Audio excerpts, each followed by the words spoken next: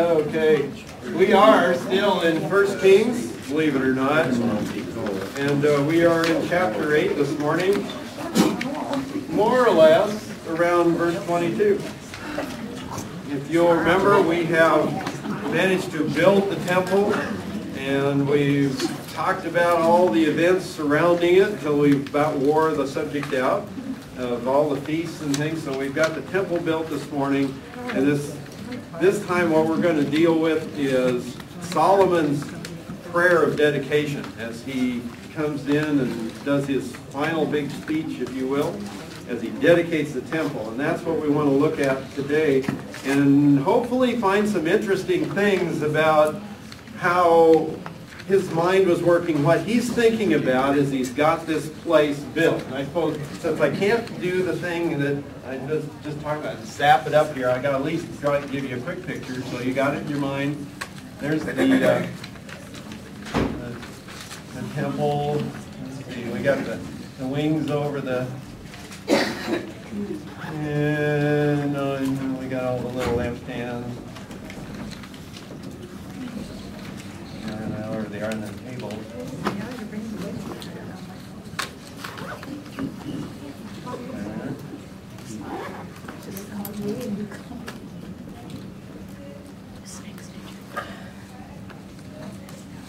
What am I missing? The parts around the outside edge, the laver over there, and the altar. Boy, that's really rough, but if you use your imagination, this is like not fine art, you think of cartoons where they just want to give you the idea of what it is, and they draw the little rough sketch of a cartoon, so that's what you got. Oh, and I forgot there's these other deals around here. However many of them, let's admit it's 5 on each side or something anyway. So you got the other lavers around the edge.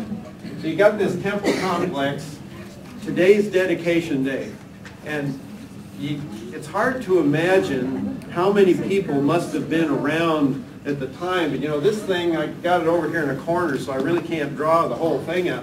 You know, it's got a big courtyard that goes way around the thing, and then it's sitting, of course, in off to one side of the main part of this is the new development area in the city. They basically shaved off the top of the hill and built this thing on it, and even built it up. So it's a big elevated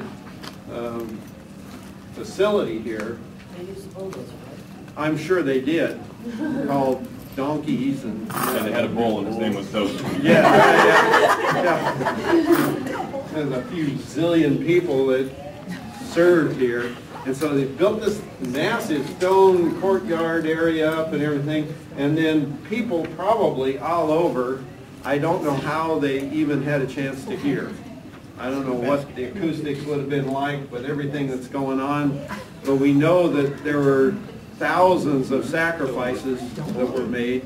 So you've got all the livestock being brought in for the sacrifices. You've got thousands of people. The city is probably full, and only a small portion of them could actually physically be here.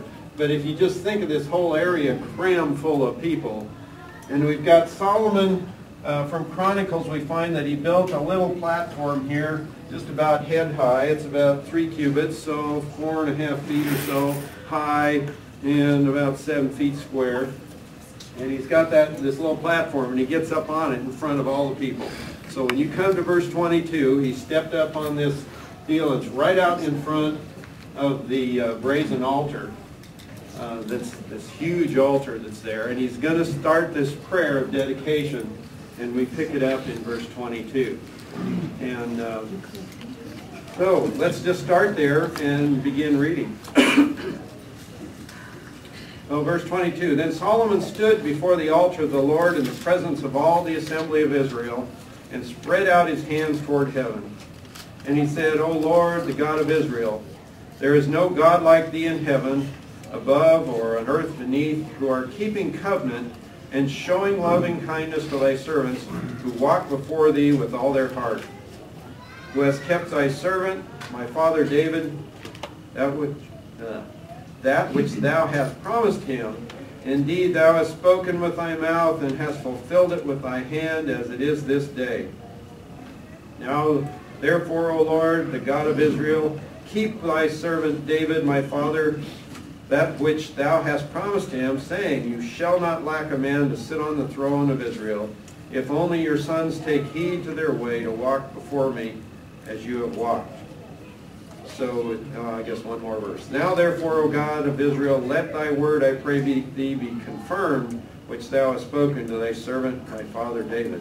So his first prayer, or the first part of his prayer, and it says here he stood, but if you look in Chronicles, the passage I put up there in chapter 6 to 12, it says he stood before the altar of the Lord in the presence of the assembly and spread out his hands, and then talks about 13, that he made this bronze platform, and he knelt on his knees in the presence of all the assembly of Israel and spread out his hands toward heaven. So he gets up there, gets down on his knees, and he's got his hands out, and he's probably facing out this way towards the crowd, with his back to the altar and the temple behind him. And the first thing that he wants to ask of God is he recognizes, knows how his prayer starts. The first thing you hear him say, what's his first thing? Praise. Praise. Right. You are of who he is. And you have to, you go, well, that's the way Old Testament prayers always start, right? They always start with something. He has to do that. It's probably written down in grammar school, the form for official prayers, somewhere, right? Well, no, actually, it's probably more important than that, because he starts with the foundation of why they're going through all this. And you think about it, he says, there is no God like thee in heaven above or earth beneath. And he says, not only is there no God like thee, but who is doing something.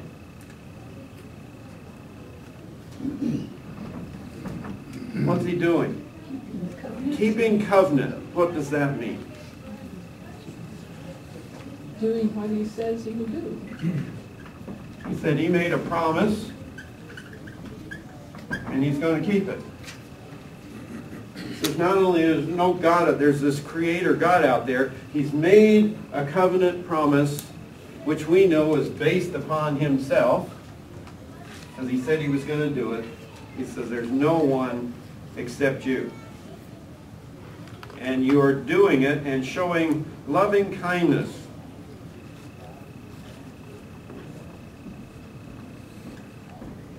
It's a good Old Testament word. If you were going to try to smish that into words that you understood these days, what would you call it? Is it grace? There you go. That's why we're grace brethren, right? That's an Old Testament word for the term grace, which means it's based on him, not on us. It says you are the God who's made this covenant, and you're doing it through grace. It's not about what we did. Why is that important now for him to say that? With all these people standing out here in front of this place, this big fancy building they just built, why is it important for him to say, this is who you are, God, and we recognize and understand that? Because everything about what they're doing is about the law. It has to do with the law. Yeah. Yeah, and all the legal stuff that tells them what to do here. So why are they putting this building in, and why are they doing all those things? Is it because they have to fulfill some requirement that God has that they have to meet? They have to earn something? No, they do this for, there's a purpose in it, to deal with their sin and everything. But do they have to earn some brownie points with God? And that's why do all the pagan religions put up these things and all? What are they trying to do? And they make their offerings at harvest time, and they do why is that? You want to appease the gods, keep them happy, so they will do something good for you. He says, you are a God who does this because you've chosen to do it. It's grace. We aren't trying to earn something here from you. Ron, Yes. the King James renders that mercy, thou art God of mercy. Loving kindness and mercy are often interchangeable. So it just adds a little flavor. Twist of to compassion grace. and Yeah. something in there. And Yeah. especially what he's dedicating.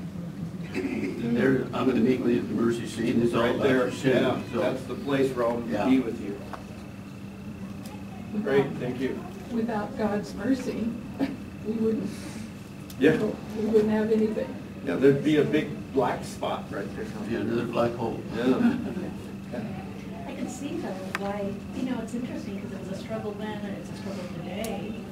It's performance versus grace is really what it comes down to, They go through all this. I mean, it's Right. almost like, how could they not think that what they were doing is what is causing God to be merciful, Mhm.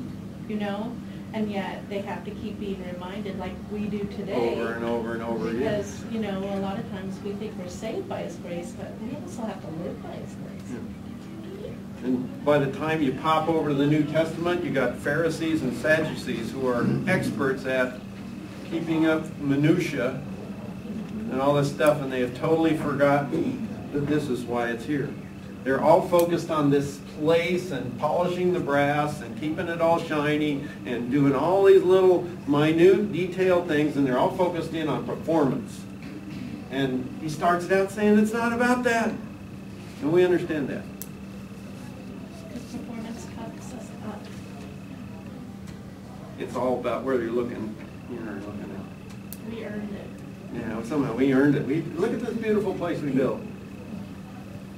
I'm sure that's what Herod thought about his. So here we are.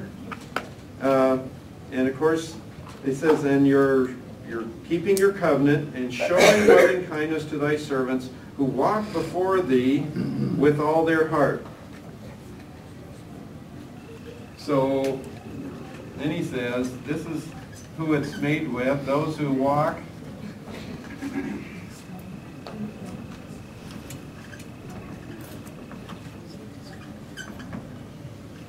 And he's going to go on to explain that a little bit.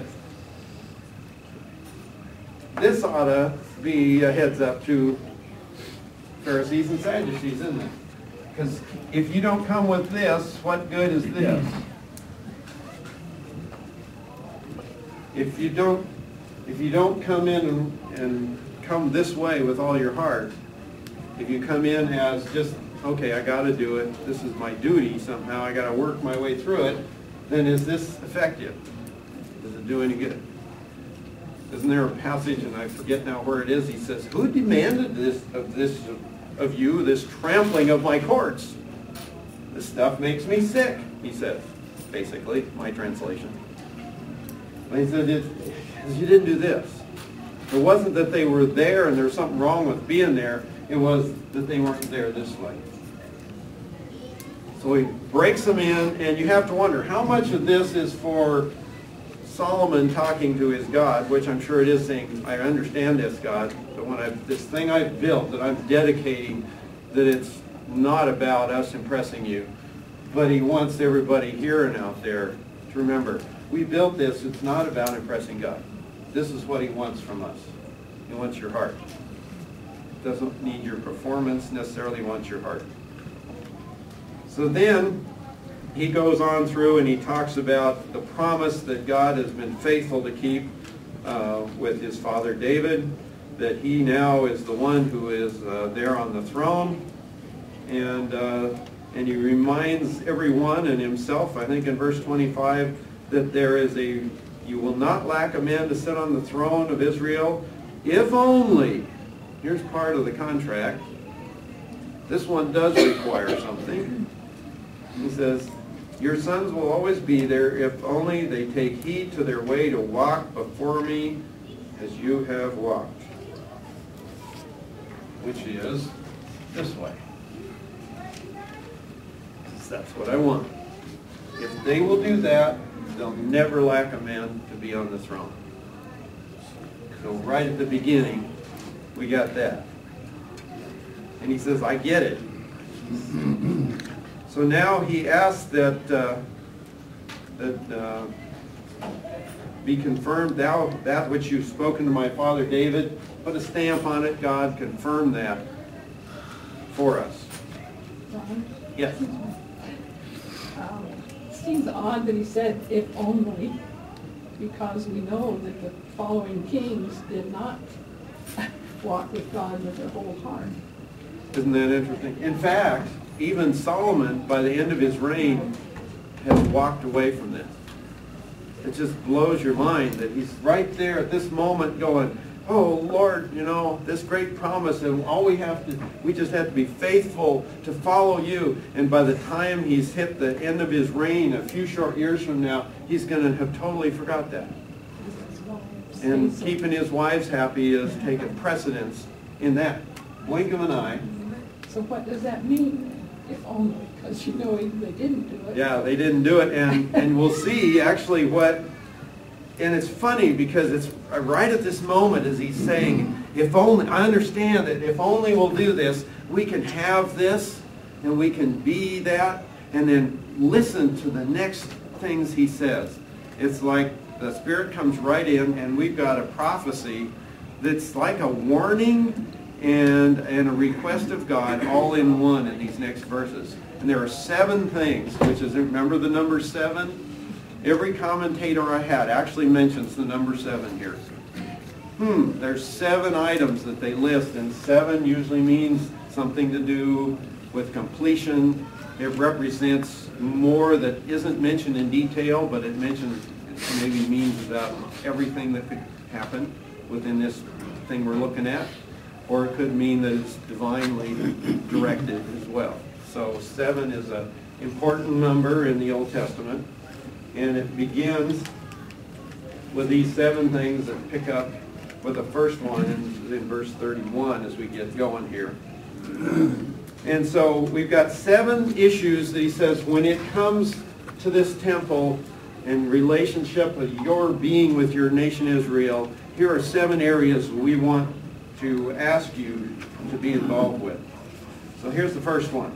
If a man sins against his neighbor and is made to take an oath, and he comes and takes an oath before thine altar in this house, then hear thou in heaven and act and judge thy servants, condemning the wicked by bringing his way on his own head, and justifying the righteous by giving him according to his righteousness. And you went, huh? What in the world are you talking about? What do you mean? He takes an oath and then you got to sort this thing out. Have you ever borrowed someone's lawnmower?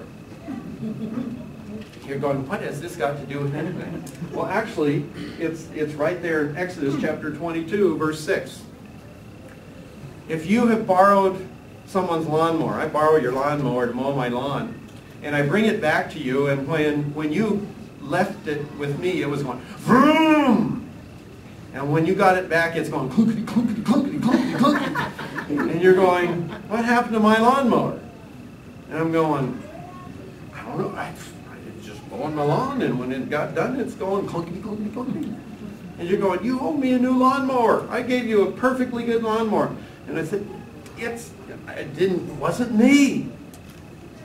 Let's go down to the temple, and you tell the Lord that it wasn't you.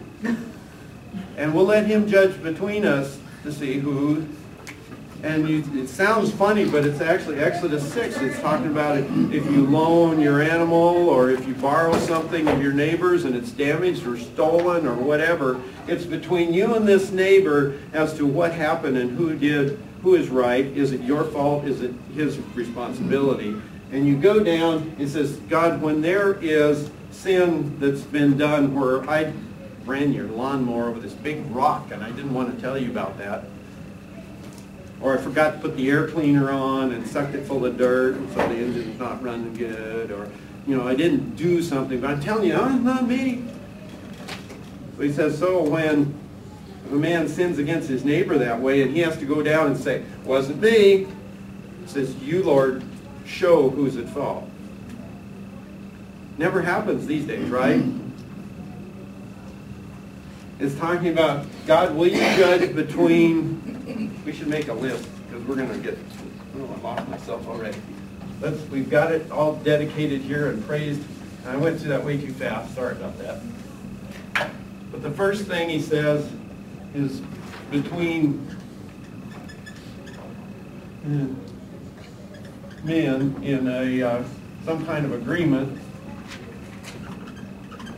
and there's sin involved, you will judge, and notice the result is that you will justify the righteous, and you will reward him and the wicked. And I love the way that he says that it gets dealt with.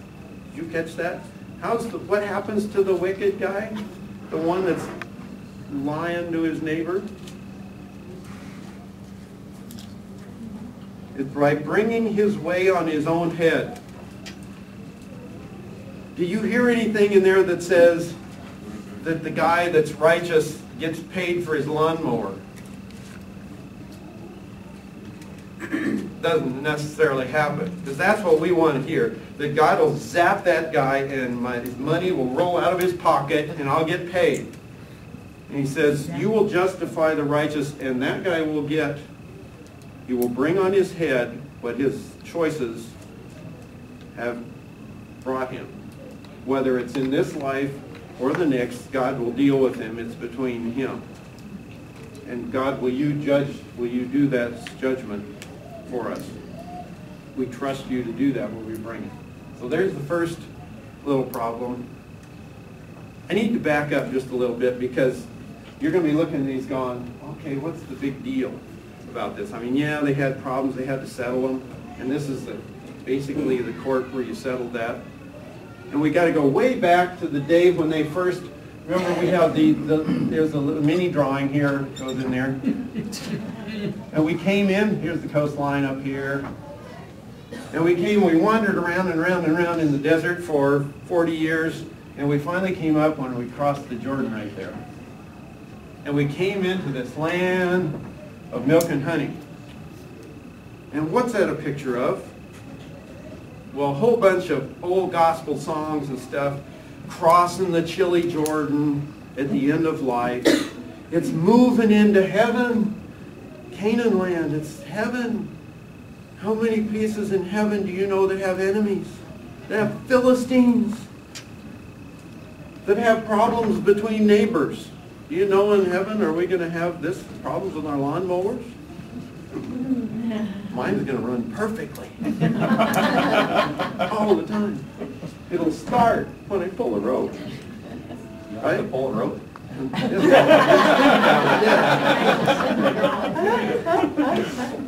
I think this, from our standpoint, for us, this is life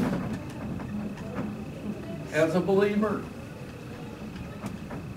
For God's people, this is life with God in the land. Here is the Spirit dwelling within it. Remember we talked about we're the temple?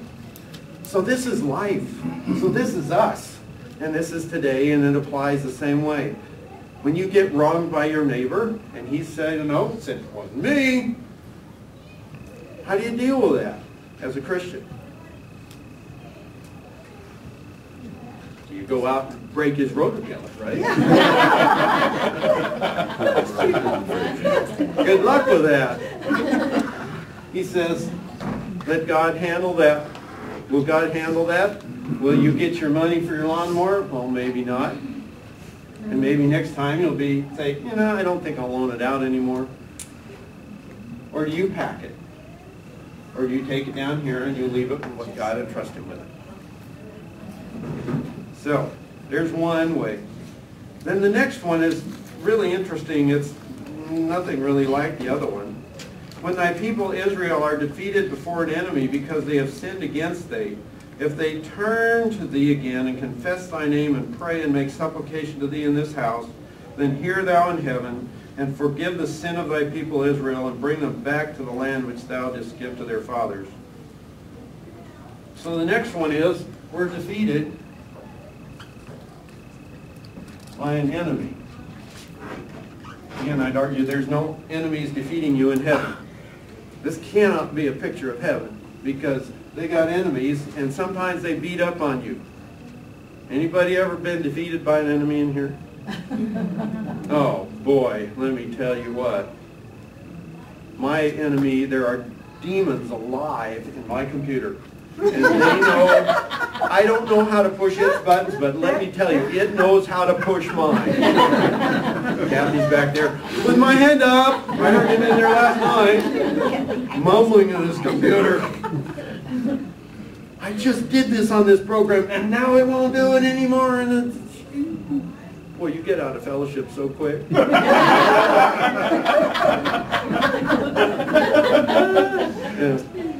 Isn't that wonderful? We can all go, oh man, I can identify with that. You know, mine is this. Just pushes your buttons. That enemy comes in, and you were doing so good, and boy, whatever, you got your focus in the wrong place, and bam, you are defeated. And God uses that sometimes to say, hello, wake up, time to pay attention. And he says, when my people, when they realize, oh my gosh, I know why I got defeated, because I took my eye off the ball. I thought it was over here on being the greatest farmer in the world, and God said, no, I want it over here, I want it on me. Oh, forgot about that. And he says, when they turn to thee again, and they're, oh yeah, this is the place. So when you turn to me again and you say, Lord, they pray and make supplication to thee in this house.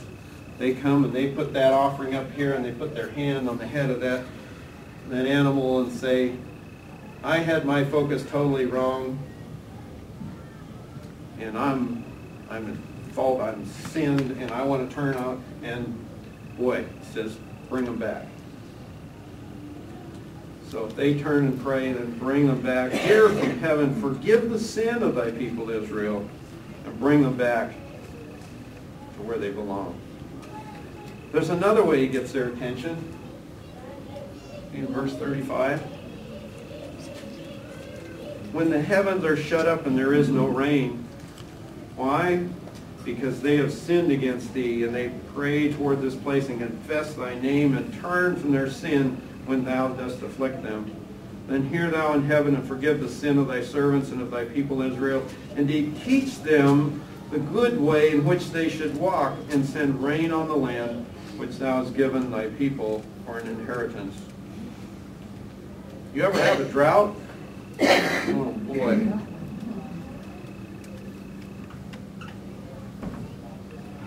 He talks about that situation clear over in Leviticus. He says the skies become like bronze in Leviticus 26:19 is the way he describes this. Bronze, you're thinking, what, they're like metal?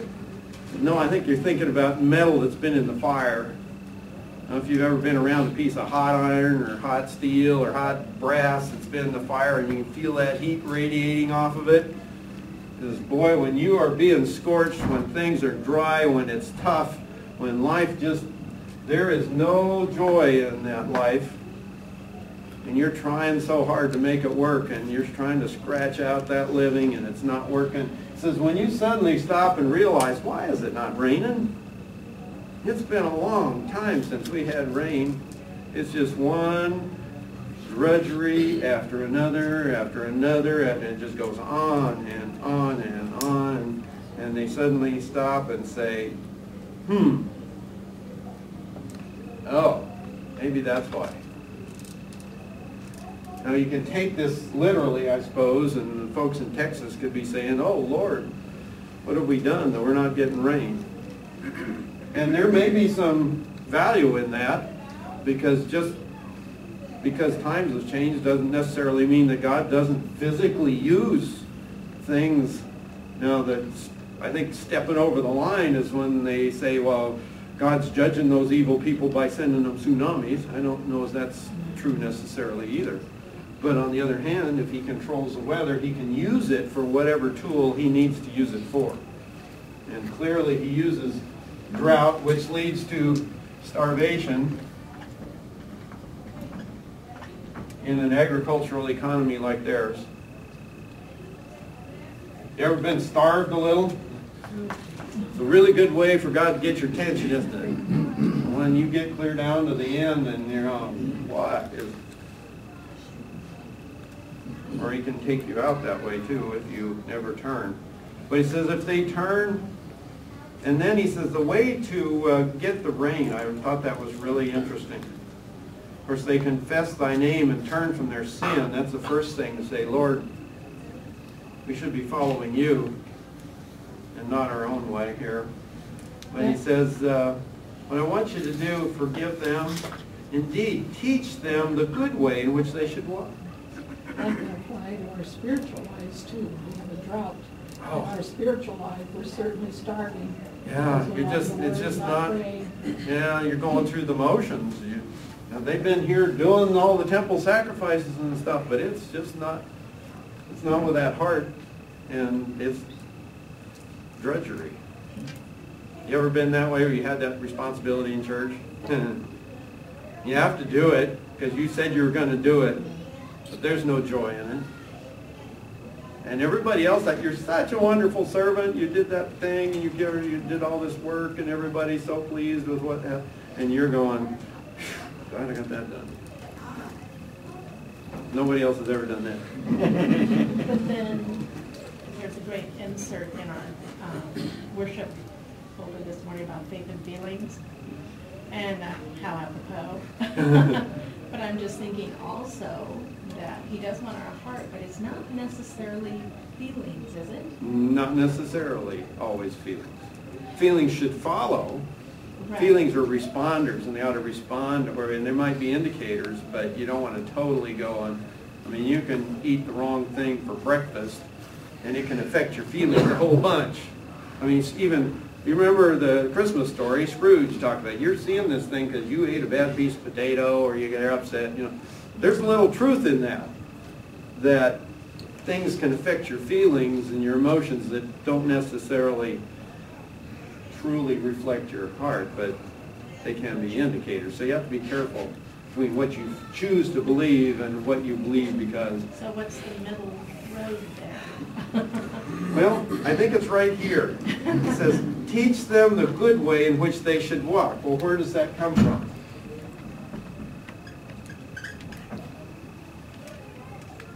Where is the good way in which you should walk to be found? Everybody, oh yeah, it's supposed to be found in this class. Well, hopefully we get it there. The answer to the drought and the starvation is to focus on the good way in which they should walk. So I think that's the answer, is don't follow your feelings on what you feel like you ought to do. What does the Word tell you that we need to do? What do we know? What do we know about God? You know, go back to the beginning. What kind of a God is He? What did He promise? You know, what's it all about? Oh, it's about grace, and it's about enjoying Him in the way He says. So there's the drought. And if that wasn't bad enough, following the drought, in verse 37, there's a famine in the land. We're almost out of time. We're going to have to end with famine, pestilence, blight, or mildew, locust, or grasshopper, or an enemy besieging them in the land of their cities, whatever plague, whatever sickness. Holy smokes. Okay, take the whole basket of things that could go wrong in the land. It says, whatever these disasters, and he lists this big long list of them, and maybe we're going to have to pull this to a close, so we may not have time to consider what all those things might be talking about, but some of them are natural phenomena that happen all the time, but obviously has happened to a level greater than normal. I mean, always have grasshoppers, there's always locusts, there's always mildew. Boy, as a farmer, every time you turn around, it's some new bug, right? And you're always here, you know, trying to keep your roses, and first it's a mold, and then it's, you know, a blight, and then it's a bug that ate them up, and they're all chewed full of little holes, and you couldn't dare give them to anybody.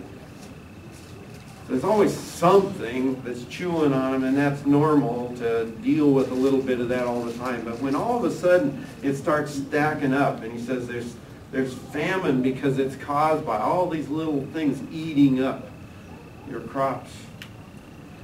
Or famine because your enemies besieged you in the land of their cities, or a plague or an illness that's causing some kind of famine, disaster.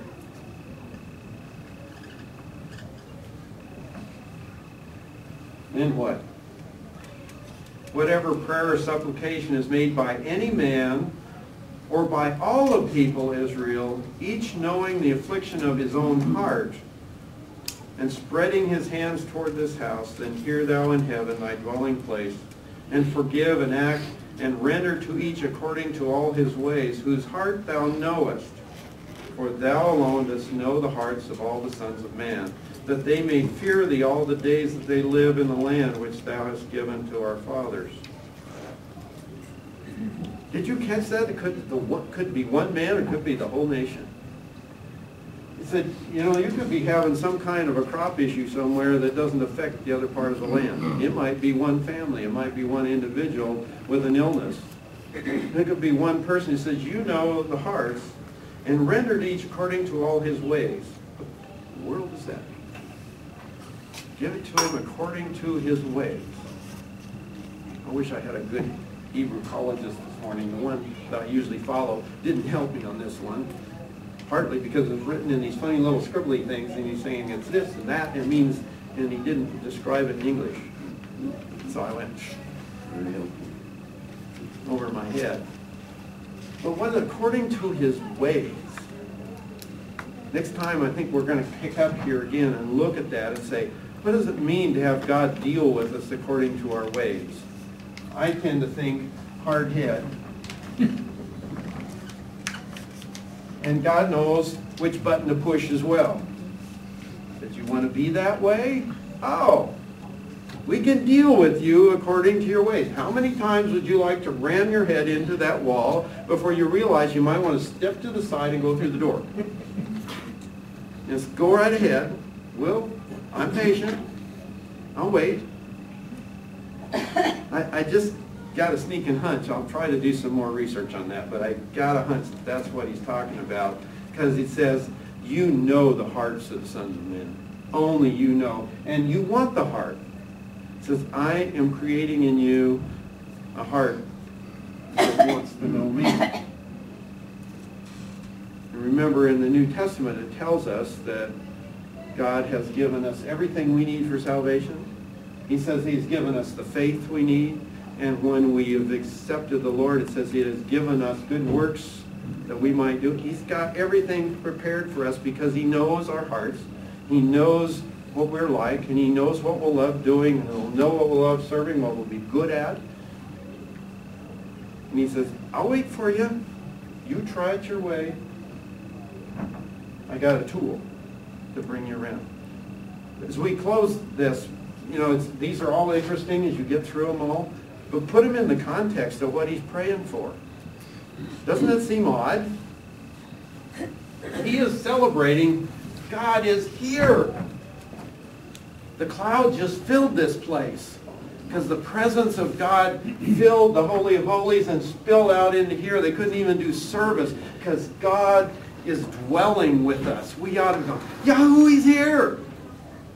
Right? And he gets up there and spreads his hand, and what does he tell the people? Look out, look out, look out, look out. Warning, warning, warning. God, when this happens, not if, when this happens, would you hear their prayer when their hearts turn? Hear from this place. What does it mean to have God here? It's just exactly what we're seeing. We want to say, oh, God is here. Life will be perfect. And what I see is, God is here. He is here. There's an answer to the old sin nature. There's an answer to the problem of sin. It's here. It's not life that's perfect. It's life that got met with an answer on the cross. And just like it says, whoever confesses their sin, he is faithful and just to forgive us our sin and to cleanse us from all unrighteousness. There it is. That's what he's celebrating. God is here to deal with our weaknesses. He's given us a solution. Yahoo! Hallelujah. Which is the reason why we need to be Reason thankful for those things. Yeah. Thankful for disasters, thankful for our enemies, thankful for all those things, because it keeps turning our heart back. Turns you back to Him. So next time we'll deal with the other, we'll pick up with disasters and move on through the other 3, get our total of 7, and then see if one of these days we get moved on to the next thing. Let's vote. Father, we thank you for our time together this morning as we wrestle through these passages and try to understand not only just what happened historically and what it meant for the nation, which is interesting in itself, and certainly as it's your nation, those chosen ones of yours, that we can follow that thread all the way through to Revelation and their regathering for your special folks. But as we look at their mission to us and the impact of what their King and our Savior has done for us, and we look at the application of these things, help us in our lives, Father, to have ears to hear, that we might be ready and willing when you get our attention through whatever means it takes here to touch each one of us, that you would keep calling us back to yourself. Father, you know our hearts better than we know them. Help us to trust you and listen to you as you guide and direct. Thank you.